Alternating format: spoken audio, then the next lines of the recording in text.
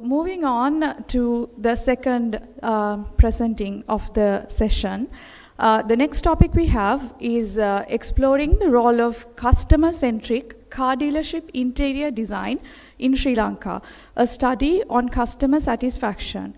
The authors of this study are Munasinghe H and Samarisinghe AM. Munasinghe H is an undergrad from Interior Architecture Department, and Samarisinghe AM is a lecturer from the same department at NIBM, National Innovation Center, Sri Lanka. You have the space. Good afternoon, first of all. And today, my research topic would be exploring the role of customer-centric car dealership interior design in Sri Lanka. And it would be a study on the customer satisfaction. Now, to demonstrate customer satisfaction, I would like to ask you a small question. I think you have to speak up first. Now, in my hand, I got two books. And these two books, if you can see, both are just plain white books. And one happens to have nothing on the cover page, and the other has to have the name Think and Grow Rich. So if I ask you a question, what would you like to read? The book that has nothing, or this book that says Think and Grow Rich by Napoleon Hill? Raise of hand, ladies and gentlemen. Okay, yes. So we would prefer something that has something in its cover, rather than that has nothing on the cover. But if I were to explain, the book that we thought have something in its cover has literally nothing inside. It's blank. Yet, the book that was supposed to be empty on the outside has the book that I was talking about, Think and Grow Rich. So that, ladies and gentlemen, is business and customer satisfaction number 101. In our life, since we were kids, what we've been taught is do not judge the book by its cover. But what did we just did? Speak for yourself. You wanted to read something that has something written out, outer appearance. We literally just judge those two books in the first glance, thinking and literally taking the facts what we saw on the cover. Now, in order to demonstrate customer satisfaction inside a vehicle dealership, we also have to do the same. Now, we have to understand our user. We all, in the end of the day, we are humans. So, to satisfy these customer needs, before they would even ever take the product to their hand, what they would pay attention to is, how are you going to present that to me? I mean, if I give all my work in a silver or a gold platter, maybe you will look for it. But if I were to maybe keep it somewhere and then ask you to take it, you might be reluctant to take that. So, starting off and giving a brief introduction about my research idea, to study the customer satisfaction inside a vehicle dealership, I broke down this entire subject into 3 factors. Just like how we judge these two books by what's written outside and the cover. Inside a vehicle dealership interior, I studied and I focused on 3 categories, starting with product and furniture arrangement, lighting, and thermal comfort. So these 3 were the guiding factors which I ran after to take a proper idea about customer satisfaction. And going to research objectives, those are pretty much simple and clear. I wanted to investigate how can product arrangement and furniture, like even imagine this space, we identify it as a whole just because the furniture arrangement is stated in this way. You all are looking at me and I'm looking at you. But if I were to turn all these chairs and tables the other way, then the space would be slightly different. Or else if you put some couches on the space, then again, that's going to be different. And my second objective was to analyze how lighting can have an impact on customer interactions.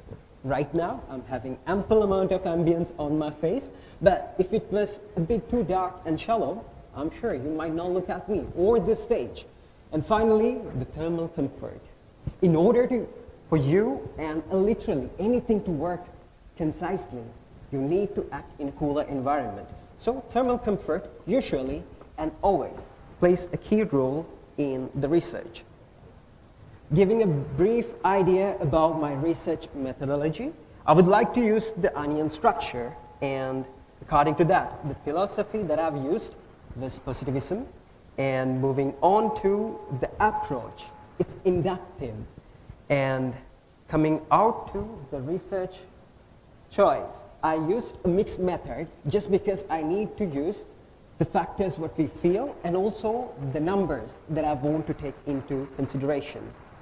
And the strategy, I used a survey and a case study, few case studies which I found out from 3 dominant German automakers in Sri Lanka. I studied the dealerships of BMW, Bavarian Motor Works, Audi, Germany, and also Mercedes-Benz. And the time zone, the horizon, it's a cross-sectional because I conducted it at a certain period of time. And afterwards, if you want to have like a more precise idea, you might want to go back. And on to the data collection segment for product and furniture arrangement. Initially, I had a questionnaire that I circulated to over 200 people, and I got their first response into the arrangement wise.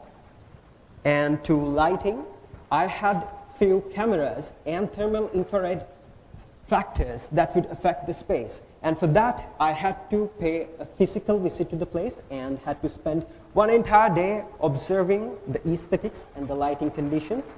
And for the final, thermal comfort, so ACs were set in different temperatures, and this happened for over a week. On one day, I kept the entire room in one condition, and then the next day, I altered the spaces and the temperature to check whether that's what I want to figure out. And if you are conscious and curious about results, yes, as per my research statistics, I have had over 160 participants giving me their response, and the product arrangement and furniture arrangement seems to play a crucial role in customer satisfaction. And on to lighting, same case.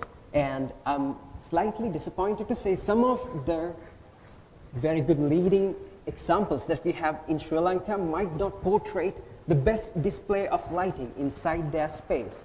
And on to the thermal comfort, since we rely in a country which is very much closer to the equator, we have to have a conscious idea about the temperature that works in. So, just like that, all these 3 factors, in conclusion, plays a pivotal role when it comes to the customer satisfaction inside a vehicle dealership, the interior space.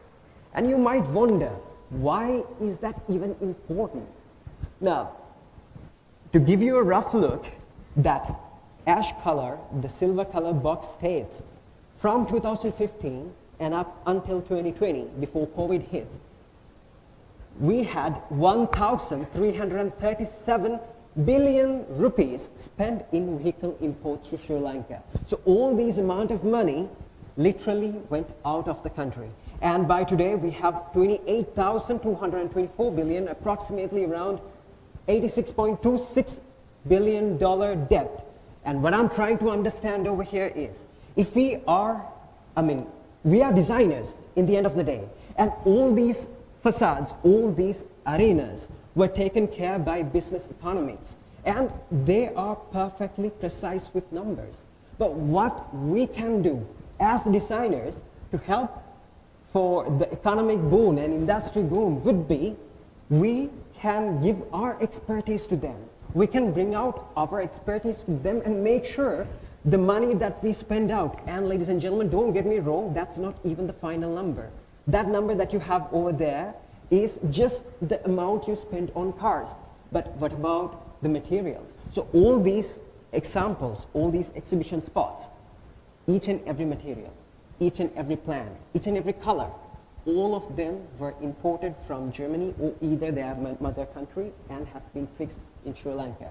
So in addition to these costs, those material costs, building costs, designing costs, Why can't we as a great nation work up for that and save at least, let's say, a penny of money rather than spending them and letting all this money flow out from our country to another country? So I think as designers, we have a bit of a responsibility, and at the moment, the responsibility literally doubles up and it falls on us, but yet, we were a great nation who did not stood behind. So it's our responsibility as you and me, the young designers, to give our expertise and help and correlate so we can join hands and help the economy and industries of Sri Lanka. So my research paper delves into how we can be a help to the economic factor, and as for the future references, we can pay proper attention to how we work on our personalized. Maybe we cannot still build an entire car, but what if we can at least paint, or maybe like make a drop of a paint? If that is what we can do, I think we can help our economy literally 1% better than this. Like my father always said, 50% of something is always better than 100% of nothing. So it's up to you. Thank you very much.